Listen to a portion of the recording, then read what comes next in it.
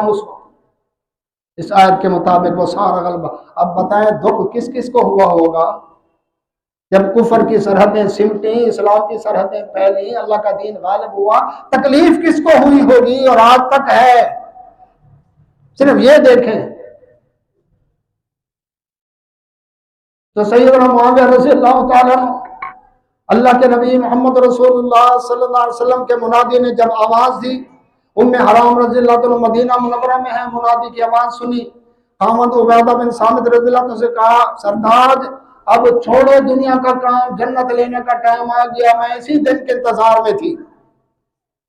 کیونکہ نبی صلی اللہ علیہ وسلم فرمایا جو پہلا لشکر سمندر میں جہاد کرے گا جنت اس کے اوپر واجب ہو گئی۔ تو آؤ چلیں، میاں بیوی دونوں چلے، ملک شام میں پہنچے، اللہ اکبر، ہزاروں لوگ جمع ہیں، سیدنا معاویہ رضی اللہ عنہ بیٹھے ہوئے ہیں۔ وہاں جا کر ام حرام عرض کرتی ہے امیر المومنین میں اس حدیث کی راویہ ہوں، نبی صلی اللہ علیہ وسلم میرے گھر میں تھے، دوپہر کے وقت تھے، آرام فرما رہے تھے اور مسکراتے ہوئے اٹھے اور انہوں نے یہ فرمایا تھا اول جیش من امتی یغز البحر فقد اجیبوا، جو پہلا لشکر میری امت کا سمندر کا جہاد کرے گا اس پر جنت واجب ہوگی۔ فرماتے ہیں اللہ امیر معاویہ رضی اللہ کی آنکھوں سے آنسو جاری ہو گئے، ہاتھ بلند کیے، یا اللہ یہ خوشخبری میرے لیے تو قبول و منظور فرما۔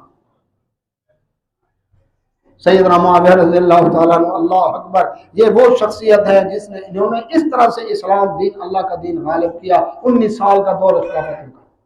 اور جی دیکھیں جی ٹھیک ہے جی، لاہور سے ایک مورخ اٹھتا ہے معاویہ رضی اللہ کے خلاف بات کرتا ہے، ملوکیت انہوں نے جاری کر دی، اسلام کو تبدیل کر دیا، سنتیں بدل گئیں جناب، یہ ظلم اسرات جھال والا اٹھتا ہے، انجینئر محمد علی مرزا اٹھتا ہے، اللہ اکبر، کالے پیلے نیلے سارے اٹھ کر یہی بات کرتے ہیں جناب، یہ انہوں نے کر دیا۔ بی اے کی تاریخ اٹھاؤ، تاریخ اسلام کتاب، وہ بھی تانا دے رہی ہے ملوکیت کا، اللہ اکبر، کہ معاویہ رضی اللہ کے خلاف بول رہی ہے۔ ایم اے کی اسلامیات کی تاریخ بھی یہی بول رہی ہے، جتنی تاریخ کی کتابیں ہیں ہر پروفیسر لیکچرار یہی بات کر رہا ہے جناب معاویہ رضی اللہ عنہ یہ کر دیا یہ۔ اور جی جمل کی جنگ ہوئی، صفین کی جنگ ہوئی، اور جنگ ہوئی پھر کیا ہوا؟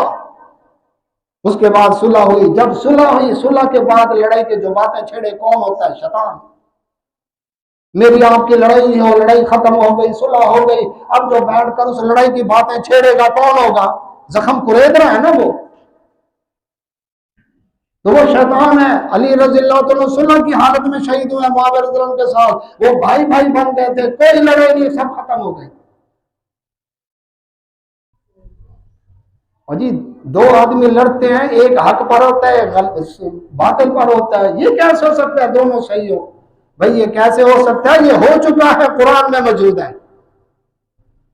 اللہ نے قرآن میں فرمایا، سورہ طٰہٰ، سورہ اعراف کی آیتیں اٹھا کر دیکھیں، رب ذوالجلال نے فرمایا موسیٰ علیہ السلام کو طور سے آئے، اپنے بھائی ہارون علیہ السلام کو خلیفہ بنا کر گئے تھے، جانشین خیال کرنا، جب آئے دیکھا قوم بچڑے کی پوجا کر رہی تھی، تورات کی تختیاں زمین پر ڈالی، اپنے بھائی ہارون علیہ السلام جو عمر میں 3 سال بڑے تھے، وہ بھی نبی تھے، وہ بھی رسول تھے، ان کے سر کے بال اور داڑھی پکڑ کر یہ جرمو الیہ کھینچا اپنی طرف، اب بتاؤ ان میں کون حق پر ہے کون باطل پر ہے؟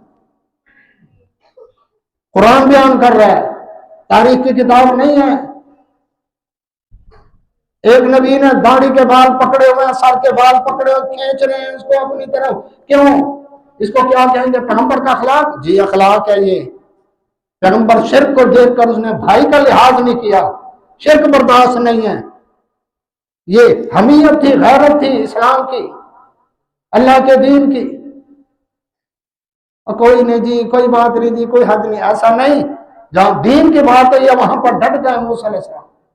اور جی وہ دونوں نبی تھے، بھائی مغالطہ ہو گیا نا، جب بھائی نے کہا یا ابن امہ، او میری امڑی رہ جایا، میں نے ان کو منع کیا تھا، سمجھایا تھا، لیکن یہ مجھے قتل کرنے کے قریب تھے، لیکن میں انتظار میں تھا، آپ سینئر ہیں، آپ آئیں گے تو فیصلہ کریں گے، لیکن میں نے ان کو منع کیا ضرور۔ جب پتہ چلا پھر اپنے بھائی کو چھوڑ کر اس کے لیے بھی بخشش کی دعا کی، اپنے لیے بھی دعا کی، اللہ غلطی ہو گئی معاف کر دیں۔ اب بتاؤ ان میں کون حق پر ہے کون باطل پر ہے؟ اب کہیں گے جی دونوں حق پر ہیں، مغالطہ ہو گیا، اور کیونکہ دونوں نبی ہیں، وہاں دو نبی، مغالطہ ہوا دونوں حق پر، یہاں بھی دونوں صحابی ہیں نبی صلی اللہ علیہ وسلم کے، علی رضی اللہ عنہ نبی، معاویہ رضی اللہ عنہ نبی، دونوں صحابی ہیں، اللہ اکبر، یہاں بھی مغالطہ ہوا، منافقین نے لڑائیاں کروائی ہیں، لڑائی لڑی نہیں انہوں نے۔ محمد علی مرزا کہتا ہے کہ جنگ جمل جو ہے عبداللہ بن زبیر رضی اللہ عنہ نے پھونکے ماری اور انہوں نے بھڑکائی، اپنی خالہ عائشہ رضی اللہ عنہ کو کہہ کر انہوں نے جنگ کروائی محمد علی مرزا کے بقول. اور اس کے بعد جو صفین کی جنگ ہے وہ محمد علی مرزا کہتے ہیں علی رضی اللہ عنہ نے خود جا کر حملہ کیا ہے, اللہ معاویہ رضی اللہ عنہ کے اوپر معاویہ رضی اللہ عنہ نے چڑھائی نہیں کی, یہ محمد علی مرزا کے بقول. لیکن ہم کہتے ہیں چونکہ صلح ہو گئی اب لڑائی کی باتیں ختم. اور جی کاتب وہی نہیں تھے, وہ تو نبی صلی اللہ علیہ وسلم کے منشی تھے. جو طبقات ابن صاحب تاریخ کی کتاب اٹھائیں, اللہ اکبر, تاریخ ابن خلدون اٹھائیں, دونوں کے اندر موجود ہے نبی صلی اللہ علیہ وسلم کے جو خط لکھنے, اللہ کے نبی صلی اللہ علیہ وسلم نے جو خط لکھوائے دعوتی خط 111 تعداد ہے ان کی. وہ 111 خطوط میں 70 خطوط سیدنا معاویہ رضی اللہ عنہ نے لکھے ہیں. اب کہیں جی وہ تو منشی تھے جی نبی صلی اللہ علیہ وسلم کے خط لکھنے والے. اب بات یہ ہے قرآن میں اللہ تعالیٰ فرماتے ہیں وَمَا يَنْطِقُ عَنِ الْهَوَىٰ إِنْ هُوَ إِلَّا وَحْيٌ يُوحَىٰ, میرا نبی صلی اللہ علیہ وسلم اللہ کی وحی کے بغیر بولتے نہیں. نبی صلی اللہ علیہ وسلم جو خط لکھے یہ بھی اللہ کی وحی ہے جو نبی صلی اللہ علیہ وسلم کی حدیث جا رہی ہے. ان میں 70 خط سیدنا معاویہ رضی اللہ عنہ نے لکھے. اور جب جنگ صفین کا دور تھا اس دور میں قیصر روم نے خط بھیجا. طبری, تاریخ طبری کے اندر حوالہ موجود ہے. یہ مورخین کیوں چپ کر کے ہضم کر جاتے ہیں, کیوں نہیں بیان کرتے. قیصر روم نے خط لکھا معاویہ رضی اللہ عنہ سے, چھپا بیٹھا تھا نا, تو علاقے تو بہت سارے فتح ہو گئے تھے. اب یہ جہاں چھپا ہوا تھا وہاں لکھتا ہے آپ کو فوج چاہیے, اسلحہ چاہیے, پیسہ چاہیے, میں دیتا ہوں. تاریخ طبری میں موجود ہے. معاویہ رضی اللہ عنہ نے خط لکھا یا کلب روم, اور روم کے کتے, خبردار سلطنت اسلامی کی طرف تو نے میلی آنکھ سے دیکھا, میں علی رضی اللہ عنہ کی فوج میں شامل ہو کر تیری گردن میں جو پہلا تیر آئے گا وہ معاویہ رضی اللہ عنہ کا تیر ہوگا. شرح نہج البلاغہ کے اندر علی رضی اللہ عنہ نے جنگ صفین کے بعد اپنے علاقے کے گورنروں کو, صوبوں کو, گورنروں کو خط لکھا. یہ شرح نہج البلاغہ کے اندر موجود ہے. خط میں لکھتے ہیں ملک شام والوں اور ہمارے درمیان لڑائی ہو گئی ہے, جنگ ہو گئی ہے. اللہ اکبر, ان کا اور ہمارا رب ایک, ان کا ہمارا رسول ایک, ان کا ہمارا قرآن ایک. اللہ کی عبادت میں نہ وہ ہم سے زیادہ نہ ہم ان سے کم. صرف سیدنا عثمان رضی اللہ کے خون کے بارے میں, قصاص کے معاملے میں جھگڑا ہو گیا ہے. واللہ انا بری, اللہ کی قسم میں علی رضی اللہ کا عثمان رضی اللہ کے قتل میں کوئی ہاتھ نہیں ہے. اس کا مطلب ہے مغالطہ مشہور ہو گیا تھا کہ شاید علی رضی اللہ عنہ قتل کروا کے کوفہ چلے گئے ہیں. تو علی رضی اللہ عنہ نے اس کی وضاحت کی کہ اللہ کی قسم میرا اس میں کوئی ہاتھ نہیں. شرح نہج البلاغہ میں کیا فرمایا, وہ بھی مومن ہم بھی مومن. نبی صلی اللہ علیہ وسلم فرمایا جنتی جو سمندری جہاد شروع کرے گا. اور اللہ معاویہ رضی اللہ عنہ لکھتے ہیں قیصر روم کو, روم کے کتے, خبردار میں علی کی فوج میں شامل ہو کر رضی اللہ عنہ کی فوج تیری گردن میں پہلا تیر میرا آئے گا. لیکن آج تک ان کے بارے میں دکھ ختم نہیں ہوا. وہ کیسے؟ امام جنتری اٹھائیں, اہل تشیع کے کیلنڈر اٹھائیں, 22 رجب جو کل کی تاریخ ہے, 22 رجب یوم مرگ معاویہ جشن مناتے ہیں. کنڈے امام جعفر صادق رحمۃ اللہ کے نام کے کنڈے. امام جعفر صادق رحمۃ اللہ علیہ کی نہ 22 رجب کا پیدائش ہے نہ 22 رجب کی وفات ہے. مدینہ میں پیدا ہوئے, مدینہ میں زندگی بسر کی, مدینہ میں ہی اللہ اکبر وہ فوت ہوئے. اللہ اکبر. تو یہ اصل میں کیا ہے, 22 رجب سن 60 ہجری میں معاویہ کی وفات ہوئی تو ان کی وفات کا جشن منایا جاتا ہے. انڈیا کی ریاست رامپور کے اندر سن 1906 کے اندر یہ رسم شروع ہوئی تھی کہ گھروں کے اندر حلوہ پوری وغیرہ پکا کر چھت کے نیچے بٹھا کر لوگوں کو کھلا کر جشن منایا گیا کہ شکر ہے آج معاویہ فوت ہو گیا رضی اللہ.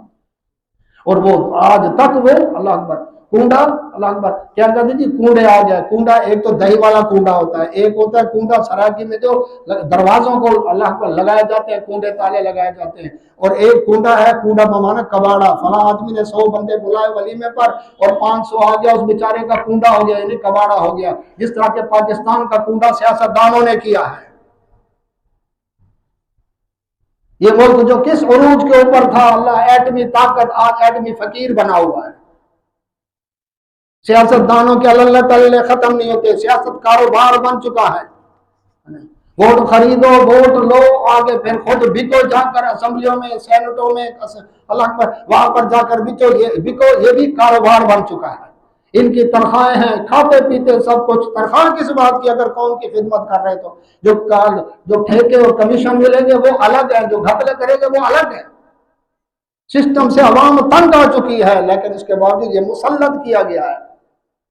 اسلام کا نظام، دین کی سیاست، خلافت و امارت ہے بھائیو۔